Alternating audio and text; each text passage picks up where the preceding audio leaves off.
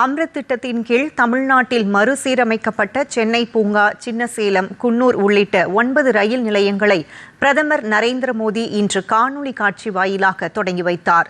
பஞ்சாப் மாநிலம் ஜலந்தரில் நடைபெற்ற நிகழ்ச்சியில் கலந்து கொண்ட அவர், அங்கிருந்தபடி தமிழ்நாட்டைச் சேர்ந்த இந்த 3 ரயில் நிலையங்களையும் கேரள மாநிலத்தில் உள்ள பாலக்காடு மற்றும் திருவனந்தபுரம் கோட்டங்களைச் சேர்ந்த 6 ரயில் நிலையங்களையும் மக்கள் பயன்பாட்டிற்காக அர்ப்பணித்தார்.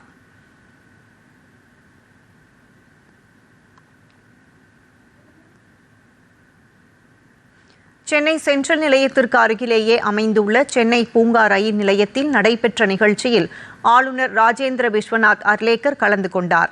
14 கோடி ரூபாய் செலவில் மறுசீரமைக்கப்பட்டுள்ள இந்த ரயில் நிலையத்தில் நவீன முன்பதிவு அலுவலகங்கள், மேம்படுத்தப்பட்ட காத்திருப்பு அறைகள், மின் தூக்கிகள், மேம்படுத்தப்பட்ட நடைமேடை மேற்கூரைகள் மற்றும் டிஜிட்டல் பயணிகள் தகவல் அமைப்புகள் போன்ற வசதிகள் இடம்பெற்றுள்ளன.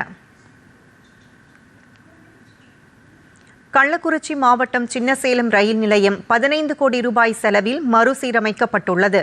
இதில் புதுப்பிக்கப்பட்ட நிலைய கட்டடம், புதிய காத்திருப்பு அரங்கம், முன்பதிவு அலுவலகம், மின் தூக்கிகளுடன் கூடிய நடை மேம்பாலம், மேம்படுத்தப்பட்ட நடை மேடைகள் மற்றும் நவீன பயணிகள் வசதிகள் அடங்கும்.